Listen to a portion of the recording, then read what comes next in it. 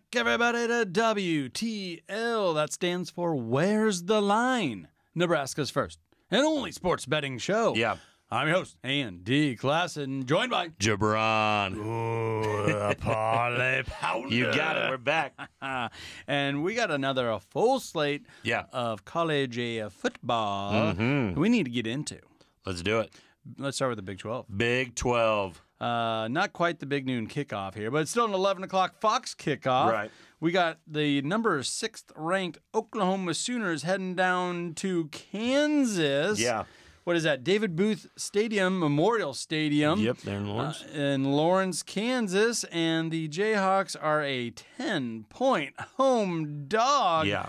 Over under, get this, 65. Yeah, that's pretty crazy, isn't it, Andy, when you think about that? It's crazy for me not to think that Kansas can cover this, but Kansas has also failed to cover the spread in 12 of its last 13 games as an underdog against AP-ranked teams, which obviously Oklahoma is. Yeah, very much so. But I might take a stab on Kansas here, Andy. The Jayhawks have a bit of extra time to get ready for this tough matchup, and if all goes well, I think they can keep a cover pace with Oklahoma. Okay. In their last game against Oklahoma State, Kansas posted 500 yards, 410 of that being passing, with 19 first downs and a pair of interceptions on defense. So, Kansas is scoring pretty well, is what I'm trying to get at. And they're a good offense. They've hit 31 or more points in all but one game so far. So I do believe they can keep pace. If this is 10 points or over, I believe Kansas can cover. You know, Kansas is the trendy pick. You know, looking at other journals and sports betting magazines and stuff like that.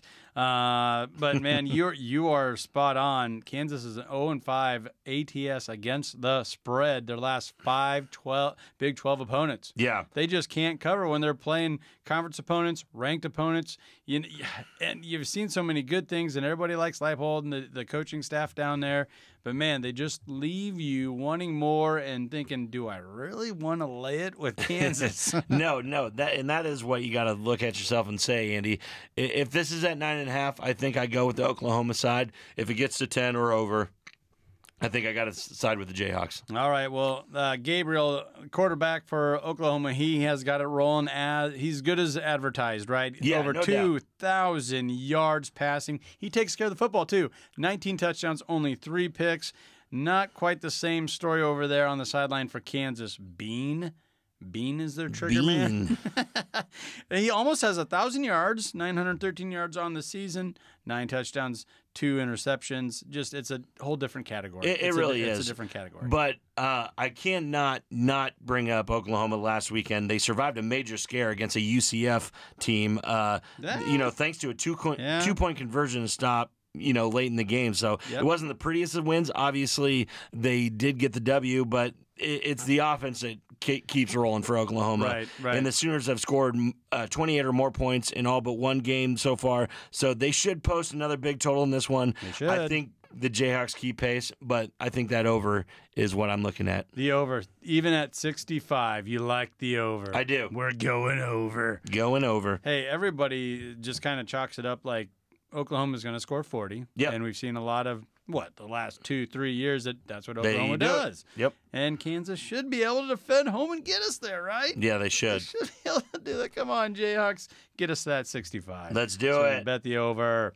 Should we stay in the Big 12? Let's do it. The BYU Cougars. Yeah. Heading over to Arlington, Texas to take on the number 7th ranked Texas Longhorns, where they are an 18-point favorite. Yeah. That's a 2:30 kickoff on ABC. You got that total at 50. I think the biggest shocker here is how the gap there with that point spread, 18 points. Yeah.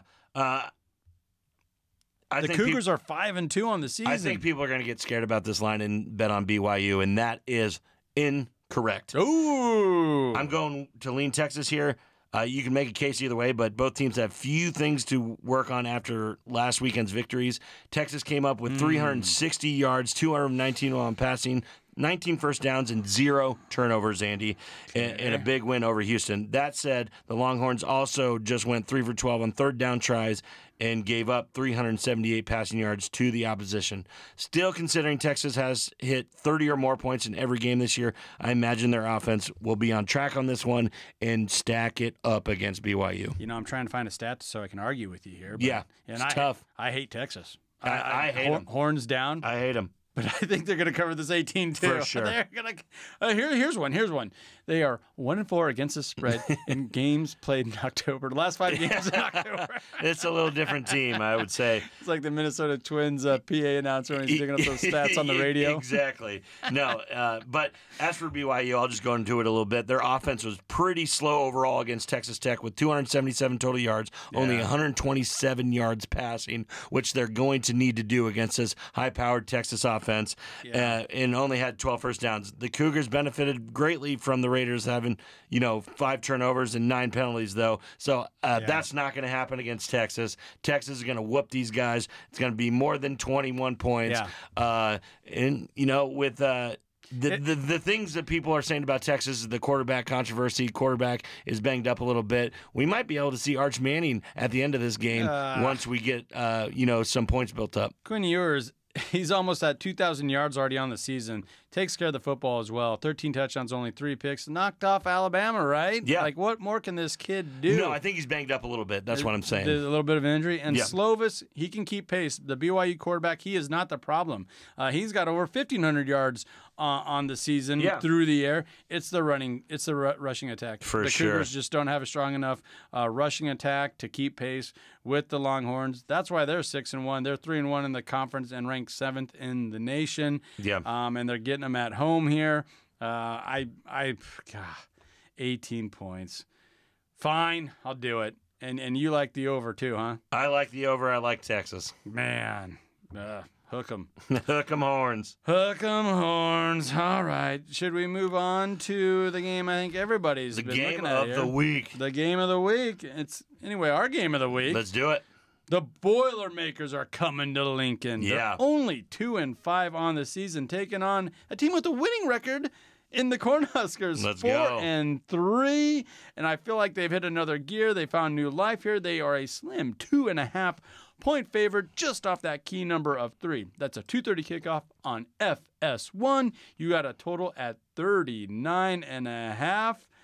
Ooh, and a lot of books I'm looking at actually moved it up a half point here. Yeah, I'm looking at 40.5. I'm Yep. looking at 40. Yep. You know what? Nebraska Cornhuskers coming into this one, 4 of their last 5 games, winning them after a 17-9 win over Northwestern last time out. Gritty We should have beat that team by 3 more touchdowns. We just can't keep it going. You mean first half turnovers don't help cover exactly. spreads? It's crazy. We should have won that game by at least 3 touchdowns. Yeah. But the freaking injuries are just stacking up against the Cornhuskers here. But the defense is still our strong point. This Purdue offense is just, I guess the one thing you can say about Purdue right now is it's rusted.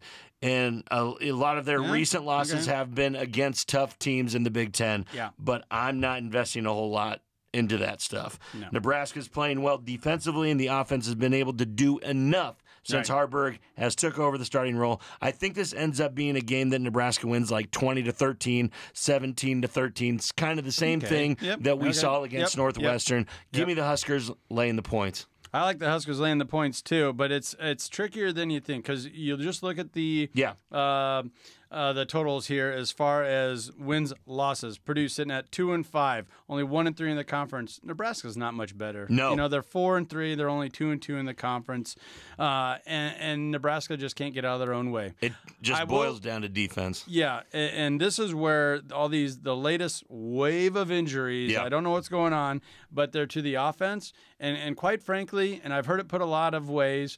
A lot of injuries up front on the offensive line.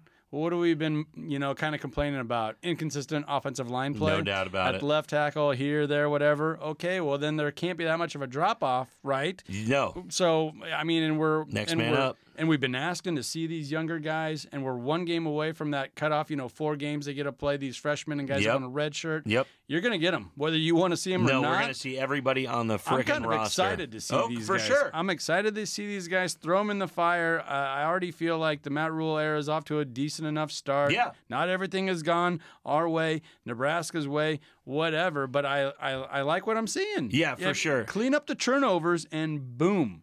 Clean up the turnovers and penalties, just stupid mistakes on offense, and we really, really look like a different kind of team. We look like one of those grind-out teams that can run the ball, and no matter what, our defense is going to keep us in it. Player prop I really want to throw at you real quick, Andy, is the Heinrich Harburg. Pass and rushing yards together, 187.5. Pass and rushing yards, 187.5. Wow. Yeah. Whoa. Yeah, I mean it's a little wild there. Okay, I'm going to need 2 passes to Malachi Coleman. I need 2 passes to Malachi Coleman to give me that. No, I agree. I believe that I am fading that one, Andy. If I'm going to go with anything with Heinrich Harburg, I'm going to go with his 63.5 rushing yards. That's another prayer prop that you can put on Harburg. 63.5, I believe he gets that because I still don't know. Can he pitch the ball? Does he know how? He really doesn't like to. He really doesn't like. He really does not like to. And in his defense, he came from a wide open passing offense at Kearney Catholic, and he got kind of thrown into the fire here. I mean, Sims, for all intents and purposes, was the guy going into this season. And Harburg, give him credit. He's got a couple of wins. He's starting to stack up wins. He really is. But I do believe, Andy, if we see some turnovers, we see some turnovers in this game, I do believe Jeff Sims is going to get another shot, especially if Harburg puts us in a position to lose against one of these lesser Big Ten teams, because it's make or break for the Nebraska Cornhuskers these next few weeks against these lesser Big Ten opponents to get to a bowl game. We need to beat Purdue. We need to beat Michigan State, and we need to be against Maryland full strength. And that's another thing with these injuries. I think everybody's focus is ramped up that much more. For sure. All hands on deck. You got to get this one, and you got to get this one at home against a team that you should beat. Exactly. In Purdue. Yep. Nope. This isn't a good team in Purdue. It's very bad. We're talking, and we're throwing a lot of mud at Nebraska here. No doubt. But much of the same could be said about the Boilermakers. You got to get this one at home. I agree. All right, I'm going to take the 2.5 then. Nebraska's going to cover this. I'm on it too. All right, and that total, I probably lean towards the under. I think you got to, especially looking at both of these teams the past few weeks of what they've been able to output with their offense. Like I said, I believe the Huskers win this in a gritty game, 20-13, 17-13, 17-10, somewhere in that range. It's going to be a very close one. There we go. Nebraska pulls it out. The gritty way. The Nebraska way. We got it. Take a minute to recognize one of our fabulous partners, and that is the Nebraska Brewing Company. World class in every glass. Don't go anywhere. This is WTF.